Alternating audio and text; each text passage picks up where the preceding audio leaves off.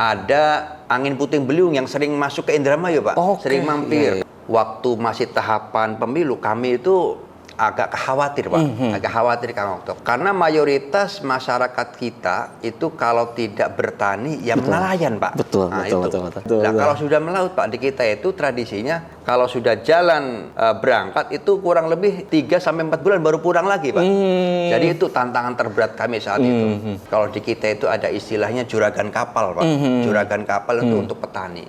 Sehingga kita datang ke wilayah-wilayah nelayan, kita panggil para juragan-juragan kapalnya untuk ikut sosialisasi. Tolong Bapak Ibu dan yang punya anak buah tentunya untuk terkait pemilu mohon diutamakan. Karena kita itu memilih untuk masa depan bangsa kita, khususnya masyarakat Indramayu. Dari batas akhir pendaftaran kemarin, perseorangannya khususnya 12 Mei itu tidak ada nih pendaftar perseorangan yang dianalisa oleh KPU. Kenapa gitu kan? Kalau di daerah lain ada 1, 2 gitu kan, di Indramayu ini benar-benar tidak ada yang daftar sebagai perseorangan. Analisanya seperti apa, Pak Ketua? Saya juga bingung, Pak, ini, Pak. Bingung kenapa ini kok nggak ada yang daftar ini. Berarti jualan kita nggak laku ini.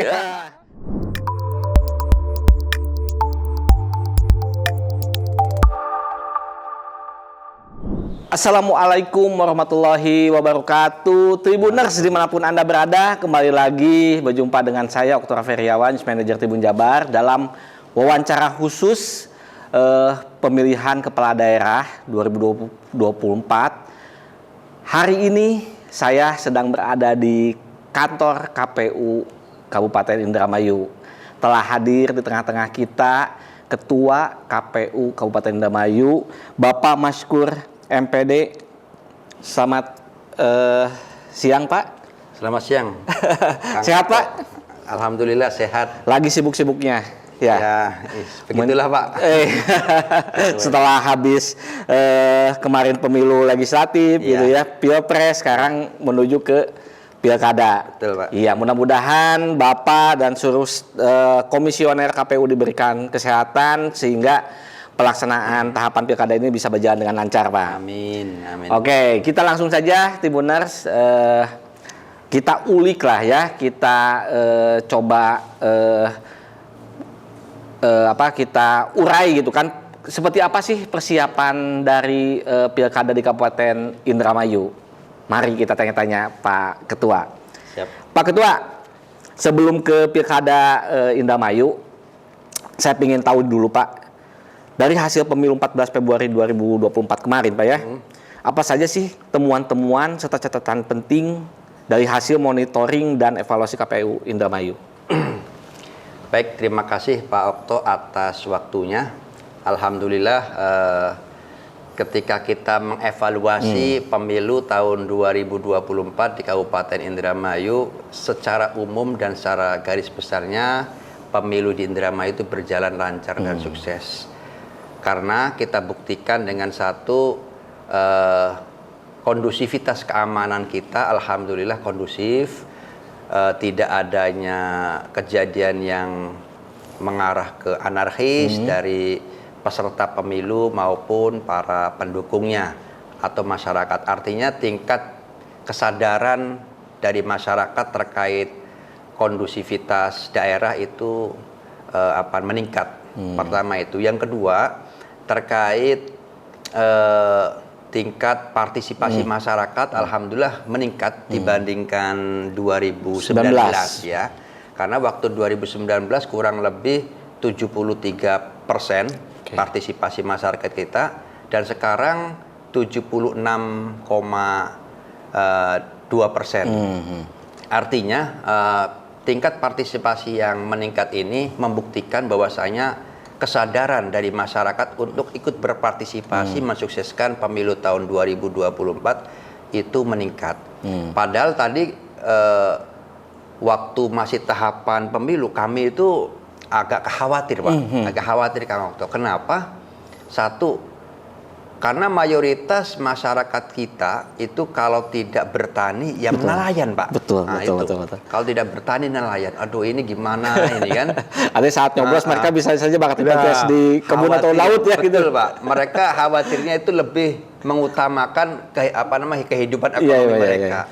Lebih baik daripada nyoblos mendingan ke sawah, jelas dapat penghasilan. Daripada menyoblos, kita sudah melaut aja lah. Nah, kalau sudah melaut Pak, di kita itu tradisinya kalau sudah jalan berangkat itu kurang lebih 3 sampai 4 bulan baru pulang lagi Pak. Jadi itu tantangan terberat kami saat itu. Akhirnya kami mencoba koordinasi dengan Forkopimda terkait solusi mendekati hari H. Di antaranya akhirnya kita dikasih solusi untuk sering-sering sosialisasi. Kalau di kita itu ada istilahnya juragan kapal Pak. Juragan kapal itu untuk petani.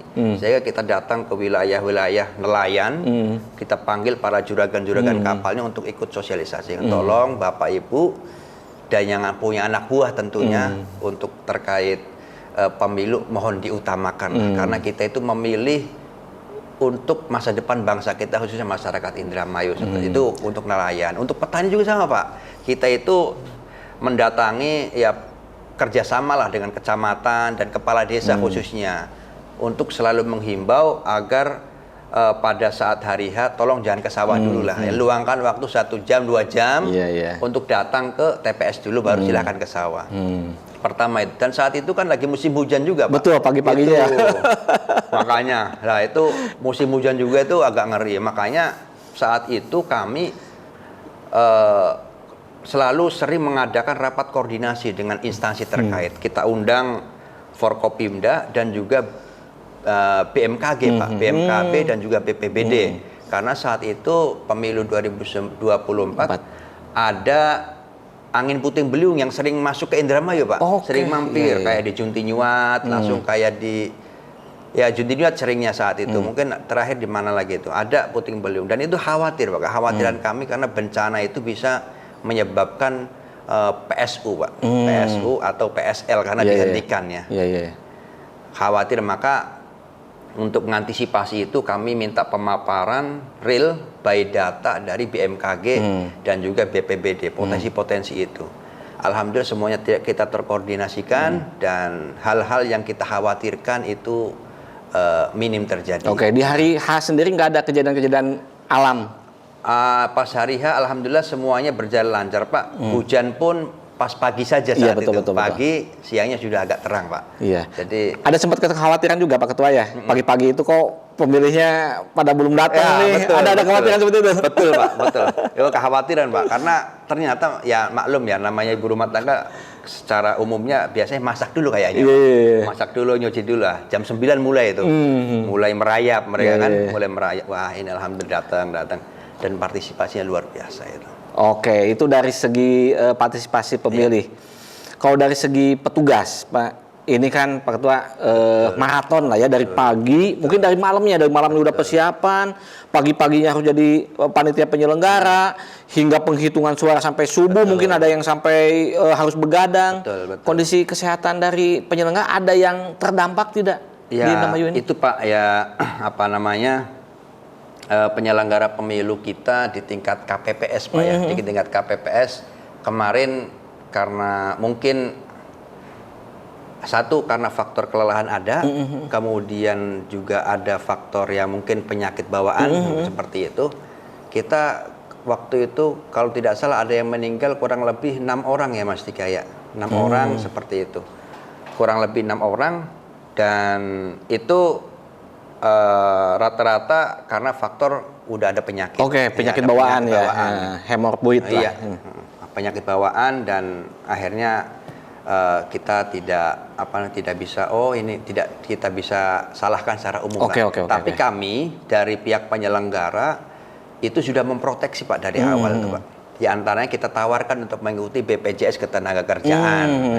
Kita daftarkan saat itu. Karena prosesnya lama, tapi kita itu masih berproses ada BPJS Ketenagakerjaan kita daftarkan, kemudian di KPU sendiri itu ada santunan Pak untuk memproteksi itu.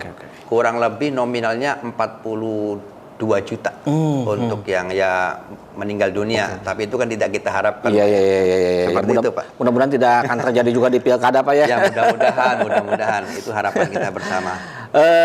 Tadi Pak tentang partisipasi pemilih yang meningkat Pak ya. Itu juragan-juragan itu ketika ditawarkan itu ada yang menolak tidak? Kalau juragan itu biasa Pak, ketika kita sosialisasikan terkait pemilu, sangat respons sekali. Oh, sangat respon. Baik Pak, kita akan mengikuti aturan yang ada. Kita sukseskan bersama seperti itulah.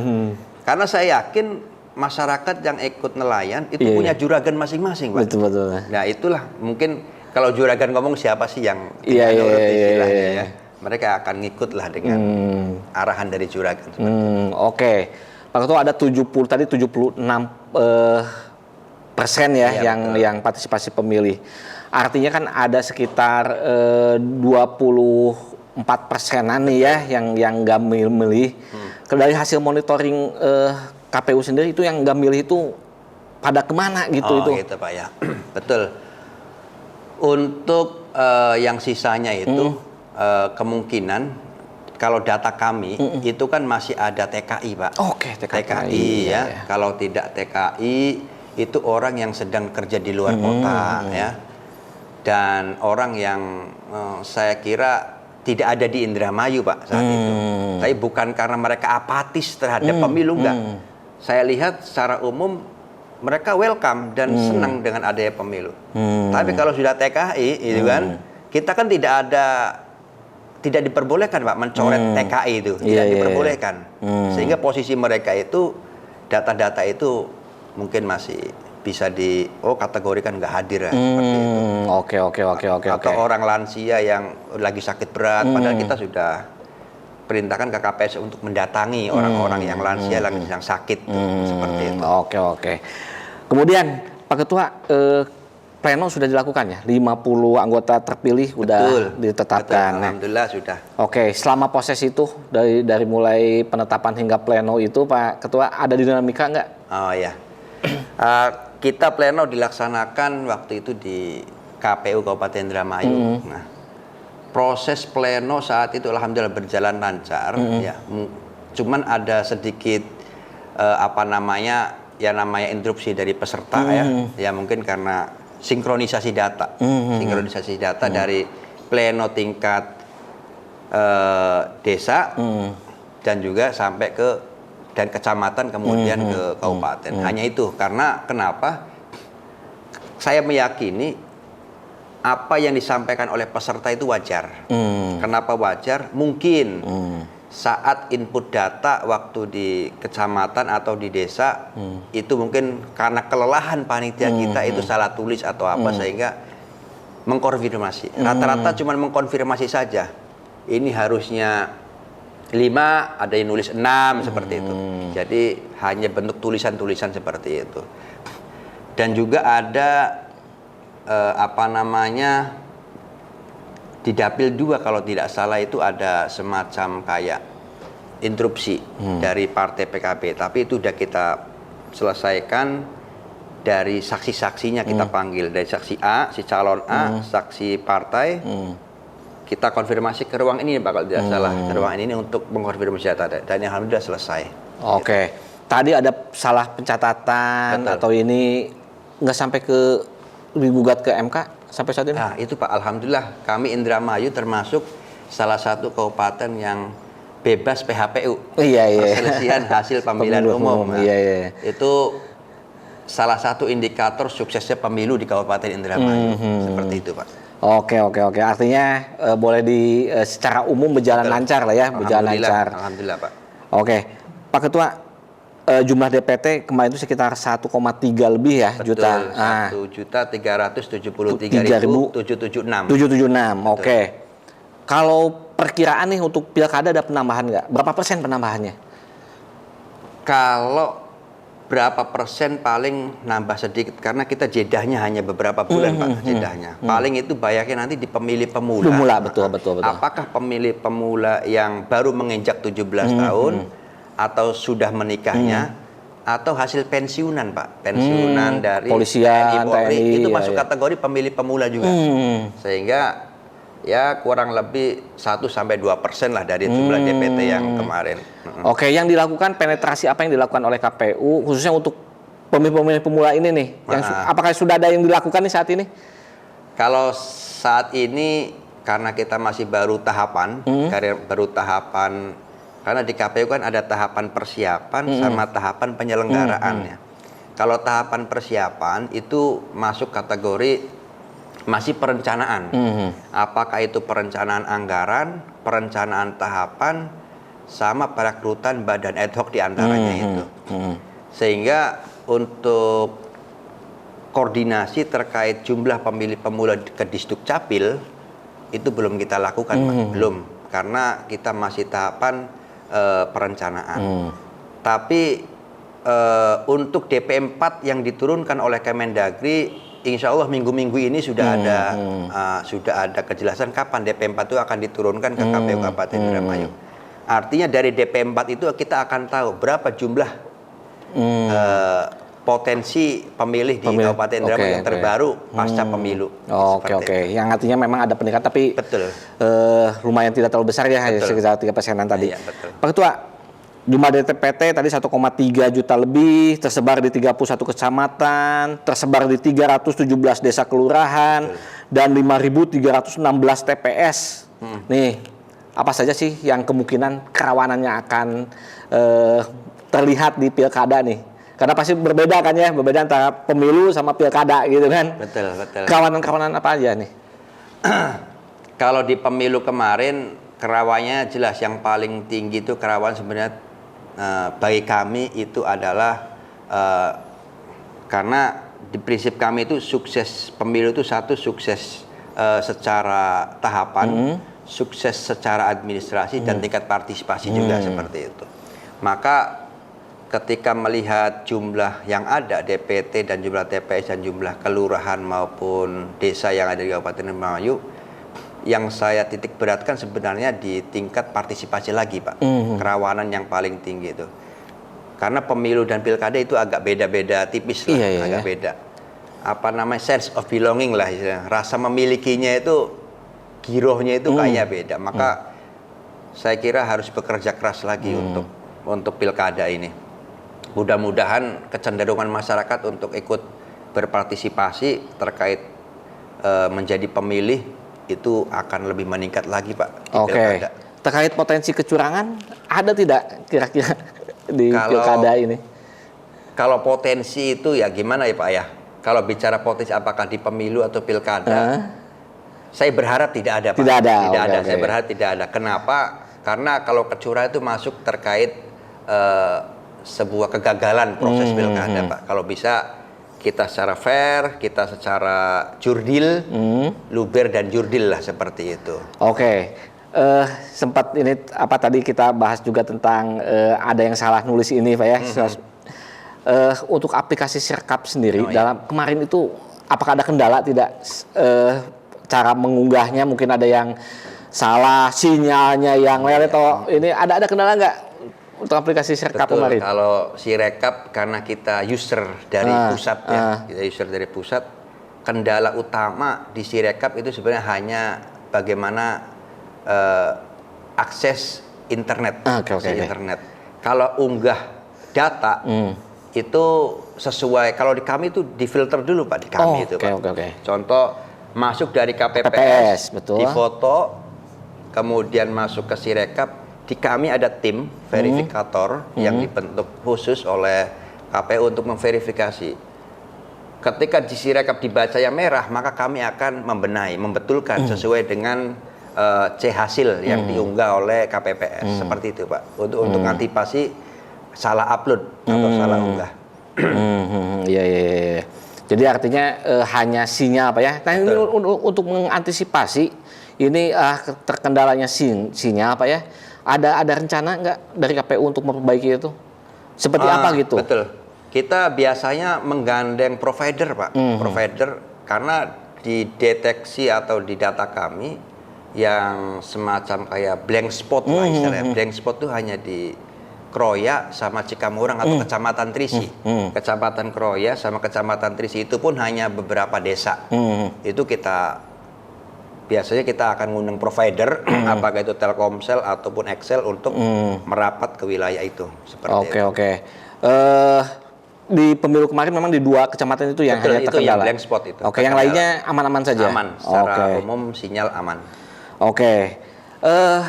Terkait tentang badan ad hoc nih, Betul, Pak Ketua, sudah sejauh mana pelaksanaannya dan apakah ada kendala dalam perekrutannya?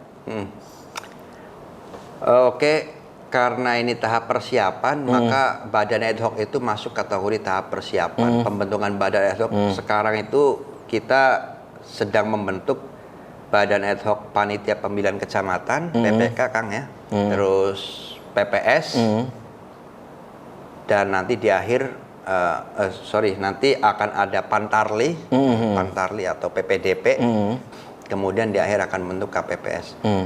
Untuk PPK dan PPS sekarang kita sedang berproses melalui dua metode, yaitu metode CAT, Computer Assisted Test, sama wawancara. Nah, itu semuanya sedang berproses dan mudah-mudahan berjalan lancar. Untuk kendala sampai saat ini belum ada karena semuanya mengunggahnya lewat SIAKBA, Pak. SIAKBA, ya. Sistem Informasi Anggota KPU dan Badan Ad Hoc. Jadi mereka itu daftar melalui sistem. Baru kita unduh data-data mereka dan dilengkapi bukti fisik yang dikirimkan ke kita. Oke, yang daftar antusias banyak, Pak? Banyak, Pak. Banyak, berapa ribukah yang ikut daftar PPK dan PPS ini? Untuk data di kami, kalau PPK itu 791 dari kebutuhan yang kita butuhkan 155. Oke. Kalau PPS itu dari kebutuhannya itu 3 kali 317. Iya, betul. Satu desa itu 3 ya? Iya, kali 317 951 yang daftar kurang lebih 1.500-an, hampir 1.600. Artinya itu melebihi target yang kita butuhkan. Itu artinya banyak sekali kawula muda khususnya dan juga masyarakat yang sesuai kriteria mendaftarkan, Pak. Ya, alhamdulillah itu kebanggaan bagi kami, Pak. Iya, artinya sangat antusias juga ya masyarakat untuk menjadi penyelenggara pemilu, penyelenggara pilkada ini ya. Betul, Pak, betul. Oke, Pak Ketua, dari batas akhir pendaftaran kemarin, perseorangannya khususnya 12 Mei itu tidak ada nih pendaftar perseorangan yang dianalisa oleh KPU. Kenapa gitu kan? Kalau di daerah lain ada 1, 2 gitu kan, di Indramayu ini benar-benar tidak ada yang daftar sebagai perseorangan. Analisanya seperti apa, Pak Ketua? Saya juga bingung, Pak, ini, Pak. Bingung kenapa ini kok nggak ada yang daftar ini. Berarti jualan kita nggak laku ini. Tapi sosialisasi udah dilakukan secara maksimal. Udah. Kita udah sosialisasi, sudah mengirimkan beberapa informasi melalui medsos maupun melalui masyarakat pada umumnya, melalui rapat-rapat kita sosialisasikan. Artinya kita tidak berhentinya atau capek-capeknya untuk mensosialisasikan. Mungkin menurut kami ya karena kriteria calon independen itu kan harus mengumpulkan 6,5% dari DPT. Iya. Sekitar 89.296 dukungan KTP ya? KTP, dibuktikan dengan KTP atau KK atau dokumen lainnya yang dikeluarkan oleh Disduk Capil. Mungkin angka itu berat kali ya untuk calon perseorangan sejumlah 89.000 itu berat. Dan harus tersebar di 16 kecamatan minimal. Minimal, iya. Itu kan bagi kami, kalau saya calon, berat banget ini. Seperti itu, Pak. Jadi mungkin karena berat, ya mungkin bagi beliau-beliau yang ingin mencalonkan, berpikir ulang kali, Pak. Tapi ya, saya sih itu hak warga negara, Pak, ya. Karena kami sebagai penyelenggara hanya bertugas mensosialisasikan, menyediakan tempat helpdesk, dan waktu. Oke. Ada nggak yang sempat berkonsultasi sebelumnya? Nah, itu pun sama, Pak. Belum ada yang datang ke helpdesk kami, Pak. Berarti tidak ada minat sama sekali. Oke. Tinggal satu jalur lagi nih yang jalur partai politik. Nah, jalur partai politik. Oke, jalur partai politik. Nah, sekarang ke jalur partai politik nih. Berdasarkan rincian perolehan kursi ya di pemilu kemarin 2024. Golkar 14 kursi nih Pak Ketua ya, PDI 12 kursi, PKB 10 kursi, Gerindra 6 kursi, PKS 3 kursi, Nasdem 2 kursi, Demokrat 2 kursi, dan Perindo 1 kursi. Betul. Nih saya ingin tahu Pak Ketua, akan seperti apa sih peta politik di pilkada nanti nih? Bakal berapa pasangan calon nih yang kemungkinan ada gitu? Kalau lihat dari sini kan kayaknya udah ada yang 3 partai yang udah memenuhi kriteria untuk mencalonkan sendiri ya. Betul. Golkar, PDI, PKB. Ini kalau menurut Pak Ketua analisanya seperti apa nih nanti di pilkada? Kalau kita secara data yang ada di perolehan kursi di DPRD Kabupaten Indramayu kan, menurut aturan kan seorang calon bupati maupun wali kota itu boleh diusung oleh parpol atau koalisi parpol minimalnya 20% dari perolehan kursi dewan. Kalau 20% dikali 50 kursi, maka hasilnya 10 kursi. 10 kursi, betul. Maka minimalnya 10 kursi. Nah, partai politik hasil pemilu tahun 2024 itu ada 3 partai yang sudah memenuhi persyaratan, Pak. Ya betul. Bukan persyaratan, artinya sudah bisa mencalonkan diri. PKB tadi yang Kang Okto sebutkan, betul. kemudian PDIP sama dan Golkar. Dan sisanya mungkin koalisi mungkin betul. Seperti itu. Artinya kalau melihat data itu kemungkinan ya berarti 4 paslon, kecuali ya mungkin ada partai-partai yang sudah memungkinkan ini tidak mengusungkan calon sehingga koalisi sendiri. Koalisi itu sendiri, ya. Apakah nanti 3 paslon atau 4 paslon kita tidak tahu, karena saya lihat masih tahap penjajakan mungkin mereka penjajakan sampai batas akhir nanti di bulan Agustus, pas pada saat pendaftaran, seperti itu, Pak. Oke, bulan Agustus artinya masih bisa, segala kemungkinan masih bisa terjadi ya untuk pencalonan ini ya. Iya, sangat mungkin sekali. Dinamikanya masih berjalan. Oke, partai politik apakah sudah ada yang sampai saat ini berkonsultasi ke KPUK untuk menanyakan hal-hal terkait pilkada ini? Belum, Pak. Sampai saat ini belum. Sampai saat ini belum, karena saya lihat di perkembangan informasi mereka masih melakukan penjaringan, secara internal, apakah calon bupati maupun wakilnya, sehingga bagi kami mungkin punya agenda tersendiri bagi mereka untuk berproses di internalnya. Mungkin nanti ketika sudah mendekati hari H terkait syarat administrasi calon mungkin baru mereka banyak konsultasi ke kita, apa saja yang dipenuhi, apakah harus melalui sistem dan lain sebagainya, seperti itu. Oke, Pak Ketua, saat ini kan sudah berjalan ya tahapan dari pilkada ini ya. Yang terdekat gitu kan, ada apa sih kegiatan dari KPU ini yang paling dekat yang bisa ibaratnya itu membuat bahwa Pilkada Indramayu ini semarak gitu lah. Oh iya, betul. Akan ada apa nih ke depan yang paling dekat? Yang paling dekat tuh sesuai dengan instruksi KPU RI melalui KPU Provinsi, KPU Kabupaten Kota itu diharapkan dan diharuskan untuk segera launching Pilkada serentak tahun 2024 di bulan ini atau di minggu awal bulan Juni. Ya. Sehingga kami punya agenda yang terdekat itu ada launching Pilkada serentak. Nanti akan mengundang masyarakat, mungkin ya Forkopimda atau tokoh-tokoh masyarakat seperti itu.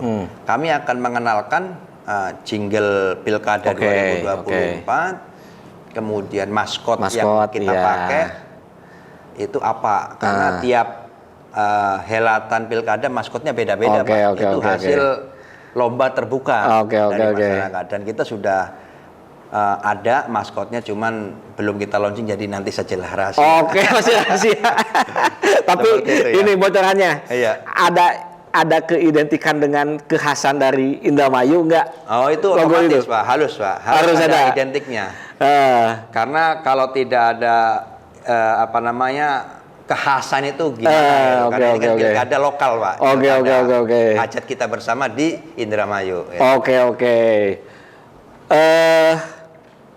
Pak Ketua, menjelang pilkada ini apa yang mau disampaikan pada masyarakat Indramayu nih? Himbauan apa untuk masyarakat Indramayu? Karena ini adalah hajat kita bersama untuk memilih bupati dan wakil bupati di Kabupaten Indramayu, saya berpesan kepada seluruh masyarakat Kabupaten Indramayu untuk bersama-sama mensukseskan Pilkada serentak tahun 2024. Karena dengan suksesnya Pilkada 2024 berarti kita juga mensukseskan hajat kita. Karena kita adalah tuan hajat bagi masyarakat pada umumnya. Karena bupati yang akan kita pilih itu adalah pemimpin masa depan di Indramayu. Jadi mari kita sukseskan Pilkada serentak tahun 2024 dengan mengesampingkan perbedaan-perbedaan. Kita bersatu, guyup, dan sukseskan bersama-sama seperti itu. Oke, jangan lupa 27 November ya. Oh iya, jangan lupa hari Rabu tanggal 27 November tahun 2024 kita akan melaksanakan Pilkada serentak tahun 2024 untuk memilih bupati dan wakil bupati kecintaan kita bersama di Indramayu nanti. Oke, mudah-mudahan bisa menghasilkan seorang bupati yang amanah ya. Amin. Bisa dipercaya oleh masyarakat. Amin. Oke. Siap Kang Okto. Oke, Tribuners, sebelum mengakhiri saya pantun sedikit nih ya sebagai penutup. Mudah-mudahan pantun ini bisa membuat pemilu ini damai.